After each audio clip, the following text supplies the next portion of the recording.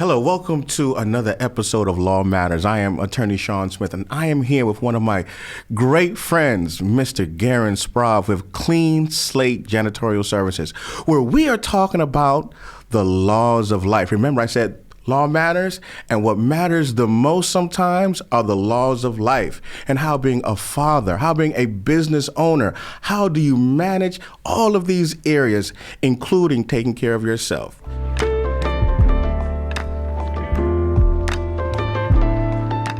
In our homes, I mean, we all could create whatever it is we want. You know what I mean? Whatever works for the family. So kind of, does Josie, if you had a conversation with Josie, like what would you rather, if you had a choice? The one thing that I've asked her to do most recently is, I said, Joe, like, let's sit down and let's look at our budget all over again, right? Let's look at what it is we need to manage our home, to make sure that we're taking care of our kids, planning for their future, planning for our future. Like, what does that number look like? And then we're looking at our different businesses and saying to ourselves, well, if we could put this on autopilot, and pull X amount of dollars from each one to meet the number that budget is, maybe we could do it. Because if we do that, I still free up 24 hours again, and these things are running. They just got to run well. Right. You know what I mean? And now she is afforded the opportunity if she wants to. Now she loves what she does, so it's a decision that she would have to make whenever she chooses to make it. My role, this is what I'm looking at, my role is to create an environment where she gets to choose if she wants to, you know? But right now, I mean, she loves what she does, man. She loves the company that she works for. She loves working with her team. It's just, I'm just setting the stage in the event of anything. Because again, COVID happened. Thankfully, her employer, awesome as they were, to keep so many of their employees on board. And she's working from home. She was working from home. Oh. Yeah. You know what I mean? So, I mean, but she's working more from home than when she's in the office, okay? In the middle of the night, I wake up and I see a glow in the corner. And it's like, yo, you coming to bed? Right. Gotta finish out this email real quick. But nevertheless, man, again, she loves what she does. My job, I think, is to just create the environment where we have options. How can I, as, the man, do what I need to do so my wife has an option? And a lot of times in marriages, they feel like, I don't have an option. I've got to go to work. I got to go to work. Yeah. And then you get involved in that. Dude, listen, man. Listen, I was watching something or reading something on Facebook, and one of my friends, Mike Felix, he's out of Orlando here. He's talking about, he poses this question of how, what was it? It was something to the effect of, like, many small businesses don't create businesses out of, it's like they're self-employed and they just keep it kind of small. And he mentioned something about there's like a percentage of people or percentages of businesses that are only making X amount of dollars, and people don't want to go beyond that. They're just like I'm comfortable right here. I don't want to go in anymore. My sweet zone. Right? One, and then two, somebody responded on there saying, well, maybe we find it easier working the 9 to 5. Maybe we need to make it riskier to work the 9 to 5 so that we'll be forced to really develop ourselves. And it's a shame that we have to like make working the 9 to 5 scarier versus, are you working in your calling? Like, are you doing as much as you possibly can? Or are you just settling because you see that 2-week check coming in? And they don't know how difficult it is from an employer standpoint to make sure that a 2-week check comes in. Because, dude, if you think the mortgage comes around fast, talk about every 2 weeks. Ooh, that payroll. Bro, oh my God. That payroll. That's the scariest thing for a business. Yo, I speak to my cousin in Maryland, man. I mean, Clay, and he's like, Gerren, yo, every 2 weeks, man, I got to make sure that X amount is in the bank ready for these folks. They don't understand, and they show up all haphazardly, expecting you to pay them, but it's like they don't know how much stress is on us to. Bro, I don't know what team you got or what team you're building towards, but it's next level, man. It is. That's scary. And that's going when someone has a small business. I think maybe that's the scary thing. Like, do I want to do more? I'm comfortable here with maybe the payroll I have, with it just me or me and one other person. If I go bigger, that means the payroll gets. But that also means that the opportunities and your revenue can also increase. Of course, that's what I'm looking at. I'm looking at, okay, you want to hit those $1 million marks. Yeah.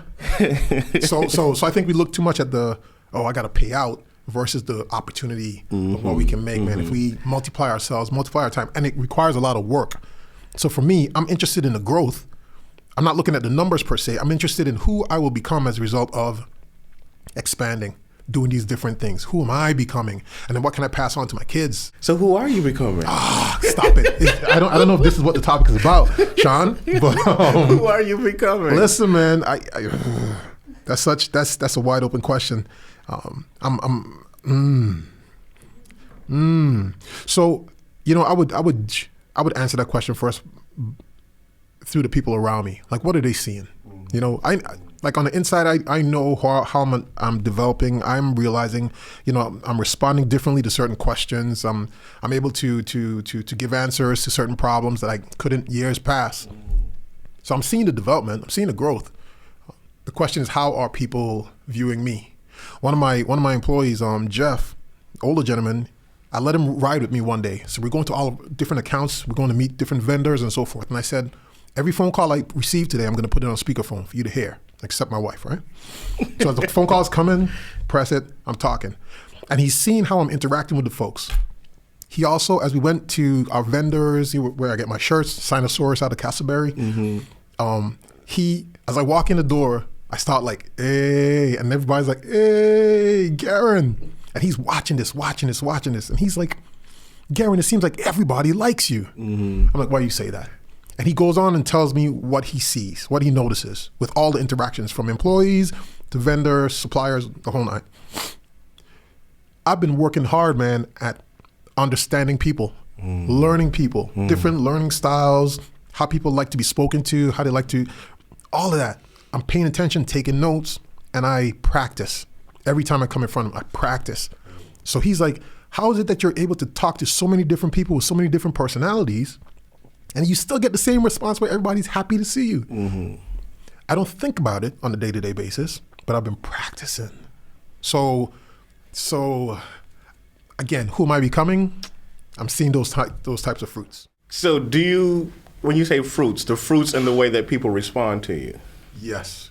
The way that people respond to me and the way that I'm able to, it's like, which came first, the chicken or the egg? Who smiled first, me or them? When I showed up, I did something or they did something. Whatever it is, man, the interaction is one that's favorable. How can we do that again and again and again? But as a business owner, how do those interpersonal relationships affect your bottom line? Because your work is like, okay, I see Gerren being nice to everybody. Right. Does that affect how much he's bringing in, or just because he likes being nice to everybody? Yeah. Now you're talking about employees now? Yes. So when your employee's watching, he's trying to model you. He sees, okay, everybody likes Gerren.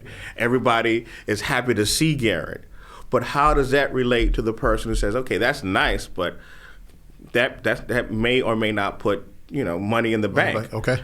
Does it put money in the bank? So it does for me in this regards. So I look at my management style, my leadership style, and I think about some of the leaders that I've had and their leadership style. I've tried to model with them what I wanted them to model with our employees. Some of them have done that, some of them haven't. And I realized that quote that it says, like, people don't quit jobs, they quit managers. It's real. Yeah. Yes. So sometimes you give people, too many keys to the house and they're like, yeah, I'm the boss. Right. That doesn't fly well with people, man. So I get to know my team, like what's their motivation, why they're there, and I continue to connect them to that versus the title. I got you. So you want to provide a culture environment where people are excited. For their reasons. And it's just like, here comes a cheerleader, Gerren, who's like supporting them on their thing. I mean, nobody really like, I want to clean. But they're in a space where how's that coming? How are you doing with this goal of yours? I'm supporting that while we're working together. I don't know if this is a quote by Dr. King. It's like, well, if you're going to be a street sweeper, be the best street sweeper. Yeah, you know that one? Yeah. Facts. But I mean, that's them working on integrity, in their work, in what they do. Because again, that's them. That's not me telling them to be the best street sweeper. It's like, when you do something, how do you want it done? Like, talk to me. If I was working alongside you, what would you want me to do? One lady reached out to me the other day and she says, Gerren, I have a friend who wants a job, who's looking for a job. I asked her the first question, I could pull up in my text. I was like, if you were having a stressful day, would you want that guy to be working next to you? Tell me why. She's like, no, Gerren, yeah, no, he's good. I would want him to work next to me. I'm like, okay, we'll interview him. Because she's vouching for somebody who may very well be her partner. If he's not that good, she wouldn't want him. Now, once you get an employee who you know works well with the team, is it then easy to train them what it is necessary for them to do to be a good worker, regardless of the relationships with their team members? Yeah, so I pay attention to their relationship with their team members, because if they're going to be, now, are you talking about from if I'm filling a leadership role or just a coworker to another coworker? First coworker to another coworker. Okay, so yeah, great question. So coworker to coworker, I don't use that as the litmus test, because sometimes those two individuals might just burn time, because they ain't working. But I pay attention to their work ethic. Like, what do they feel is important when it comes to work? And if they are respectful of the job, respectful of their teammates, meaning I'm not just going to call out because I want to call out. I'm going to consider Shawn first. Like, if I call out, man, he's going to have to work late tonight. If they're considerate of their team members, I'm interested. Because that's the biggest issue, man. Nowadays, the biggest issue is call outs. People have options. So they can just be like, eh. So you don't have like, oh man, you didn't do a good job on your assignment. I mean, do you get that problem a lot? Yeah. So when I show up on a job site, just say you're working. I'll be like, Shawn, tell me what you need. I see you working in here today. Tell me what you need. Like, no, Gerren, I'm fine. Okay, so I'll say, well, how is it when you're cleaning the floors? How is it when you're doing the drapes? Are you comfortable? Do you have all the tools you need? I'm gonna like help them to think through, because they're probably thinking like, no, I'm fine. But there's something that they're probably not doing. So I go through the whole office to let them know I understand the office. So when you got to get on top of the refrigerator, I know that you're a little shorter. How do you get up there? Yeah. Oh, well, if I had a ladder, I could. Or if I had a longer pole, I could. Yeah. Okay, so you need a longer pole or a ladder. Okay, what else? I get into that whole mode, making sure that you have all the tools that you need. Right. If at the end of the day you have all the tools that you need, I'm clear with what the client is asking for, and you're on site, if the job doesn't get done, like, what's wrong? It's either tools, process, or people. If I give you the right tools, I've given you the right process, then the problem is probably you. And then the question is, so what do you think we should do next? So they get to decide whether or not they quit, walk away, or... You see what I'm saying? I give them everything that they need, man. So you can't complain. Yeah. So, and many times I'm finding that people are the problem. When you were talking about that, I was thinking about going back to family now. Okay. With my kids, I give them assignment. Yeah. Right? And I know what the assignment needs. Yeah. And they go, oh, Daddy, I'm done with the assignment. And I know they haven't requested what they need. Yeah. Talk to me. I'm like, oh, the assignment's done? Huh. Oh, yeah. I come look. I was like, no. You know, you didn't sweep anywhere. You know what I'm saying? You didn't pack the dishes away. I didn't hear any water. Right. Like, and so we say tools, process, people. Yep. And so I look at that in my kids. First of all, you didn't ask for you didn't request any tools. Yeah. So I know you didn't utilize the right process, because you need the tools to do the process. The right process, right. So no, you're the I can't fire my kids. Right, understood. But at least you could go back and say, so where did you cut corners in the process? Yeah. This is what a difference between like having a family and a home government. So if I see that they mess up, I'm going to make them go back and do it. Okay. Sometimes my wife's like, I don't have time to tell them to fix it. And so then she will, I was like, no, you can't. Because you're taking it away from them. Right. Yeah. The other day I woke my kids up at 5:30 in the morning. Let's go. It's like, oh, the kitchen was not clean. And I said, well, should I let them stay up later to clean the kitchen? It's like, no, that's what they want to do. They want to stay up later. So you're like, no, I'm going to wake them up earlier. Say, yeah, time to get up. Let's feel it, right? My parents used to tell me, if you don't listen, you're going to learn. You're going to feel. Yeah, bro. So I think always have. So how do your kids learn? Like I got two boys. Yeah. If I talk to them, if I, sound disappointed, like, oh, you hurt Daddy. Yeah. That's going to motivate them to do something right. Bro. My daughter, on the other hand, if I say do A, she's going to not do A because I've said to do A. So she's pushing back that way. Yeah. So I've learned with her, I have to play reverse psychology. I say, Khalid, don't clean up your room. Don't wash the dishes. You know, because if I say clean the room, like why? Why do I need to clean the room? Yeah. Why can't I do what I want to do? You're not being a fair parent. Yeah. You're not giving me my autonomy. Why can't I have this toy or this item? Yeah. So no, I don't argue with them. Yeah. No, take what it is that you want. And then she gets nervous, like, ooh. What's going to happen next? Yo, that's funny because, so a couple weeks ago, my wife was like, Gerren, I need your help. I need your help, Gerren. I need help in the morning. I'm like, okay, talk to me. Because in my mind, I would sleep a little bit later because I know that the kids know what they need to do. Yes. And I just get up and my wife is looking at me like this Negro. You know? Not even helping me. Yo. So I said, you know what, let me come on and help. So I've been helping the past couple of days, making sure everything is, square, checking in with her. Am I good? We good? Yes, all right. So she's getting into it. My oldest daughter, who just turned 9. Same kind of issues, man. And every morning, my wife is tired of like talking to them, to just do this and that. So I got up and I woke them up. And I would go in and I'm just like, okay, kids, it's time to wake up. Josie would come in and she might start singing for them or, just different things, doing her thing. Yeah. But sometimes it's a little, in my mind, it's a little louder than I would, right?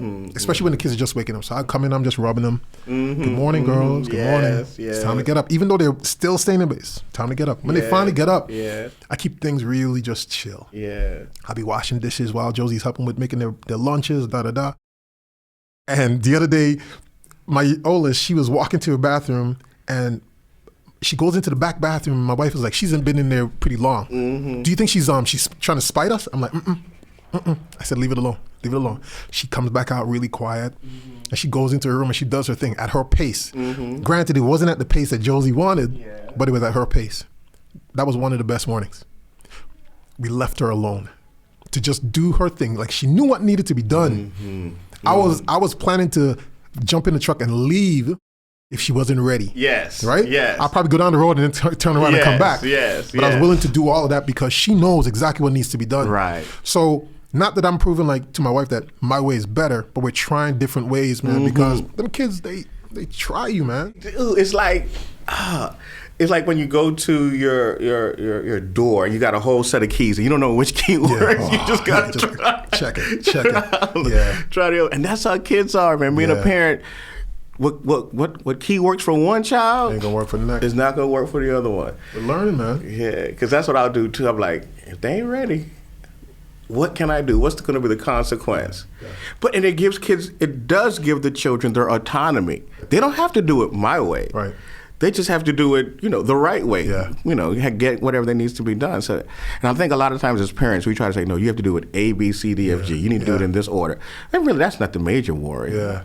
I just want it done. That's it.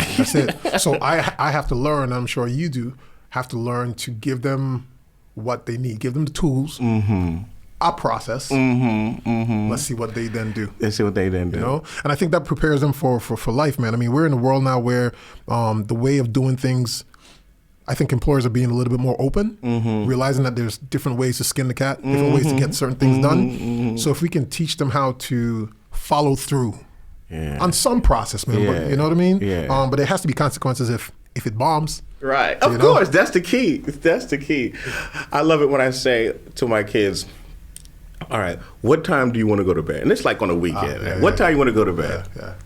10:30 or 11 o'clock. It's like, well, you know what you need to have done in order for you to go to bed at that particular time. Right? And so sometimes they'll wait and it's like, all right, guys, 11 o'clock's coming in about an hour. We got to get this all done. I haven't done anything. I'm just sitting in my, watching TV. Yep. Instead of me saying, oh, go do this. And then if they don't get it done, I say, okay, it's time for bed. But then on the other hand, and sometimes I don't promise. I was like, if this is done, maybe I'll give you some more time. Okay. And so when 11 o'clock comes, they come, we have worship or whatever. And I think, you know what? I'll give you another hour. So they don't know when it's ever going to come. Right. It's your gift to them. Right. They'll ask. Yeah. And sometimes they get it. Most of the time, I'll give it to them. They're happy. But then I even do this. I was like, listen, I'm going to give you more time. But I don't want to have to come out there and say, hey, listen, time for you to go to bed. Yeah, you know.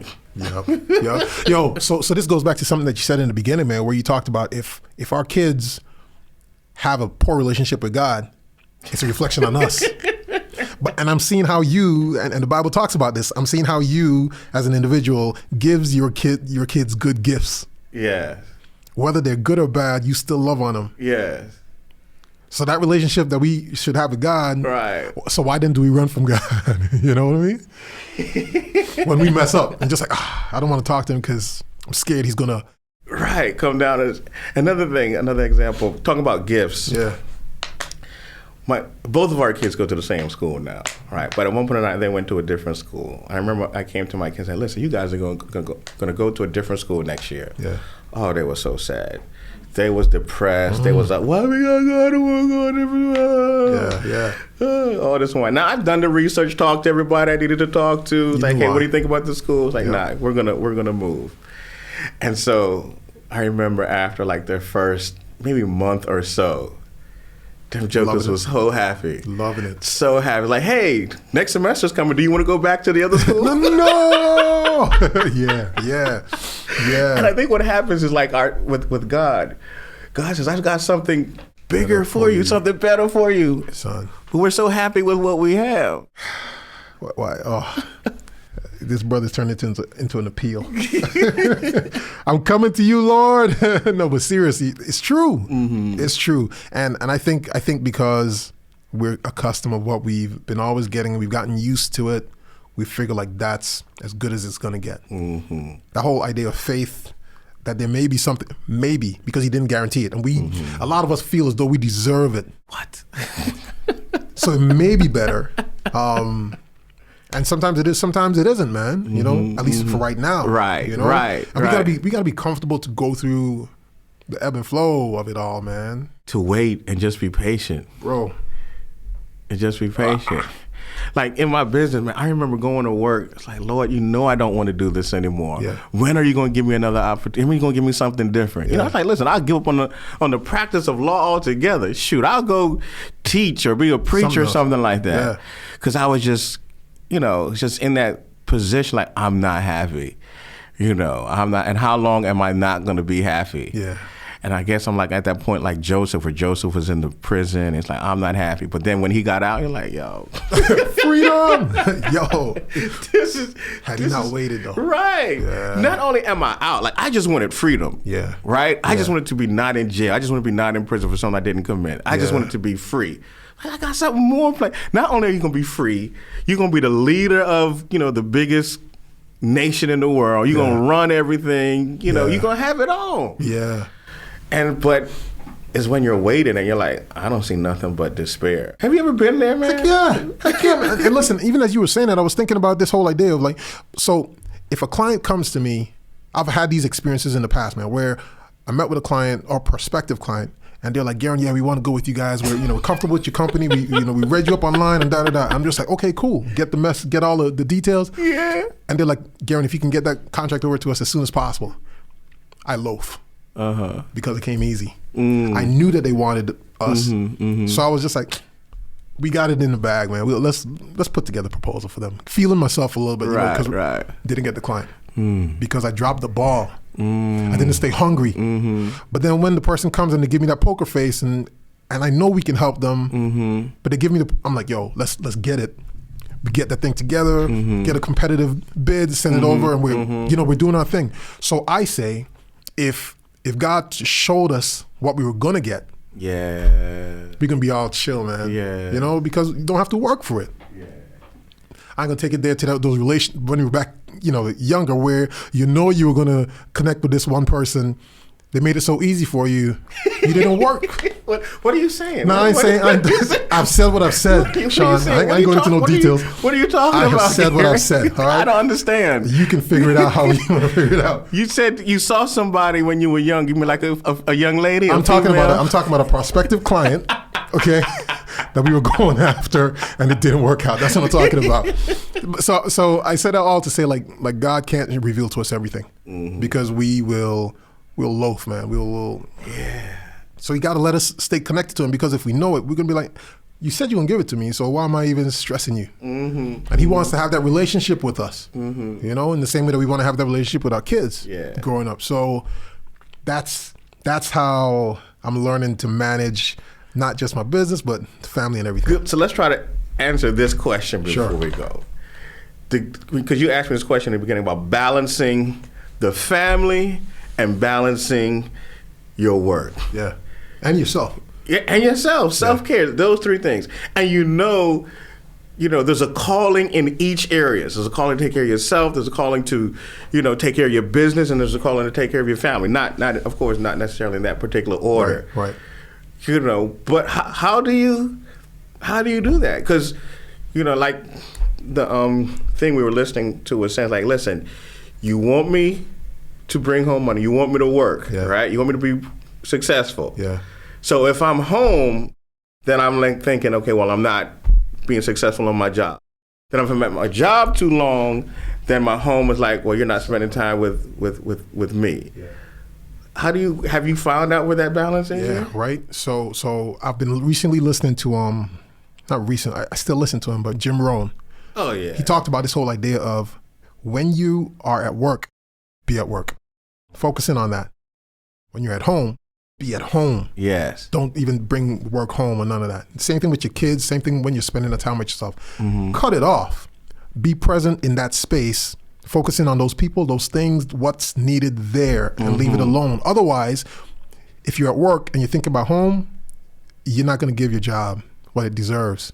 And vice versa to all of those things, man. So I've been working on that. So when Friday comes, like when Friday afternoon comes through Saturday evening, I'm present with my family, man. And I'm just focusing on them. We're thinking about things to do, how we're gonna hang out, how we're gonna spend time. My wife and I, we go out for breakfast every Saturday morning just to, that's our together time type of a deal before we get the day started. So who's watching your kids on Sabbath morning?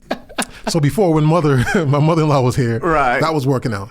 Since then, I got my sister, she helps out. She's around the corner. I got some other friends, they're around the corner, so they help out. And sometimes we just all go out. So I can drop my kids, since you got the babysitting service happening at your home on Sabbath mornings, I just bring my three over. Why you don't pick another day? Pick another day type of a deal.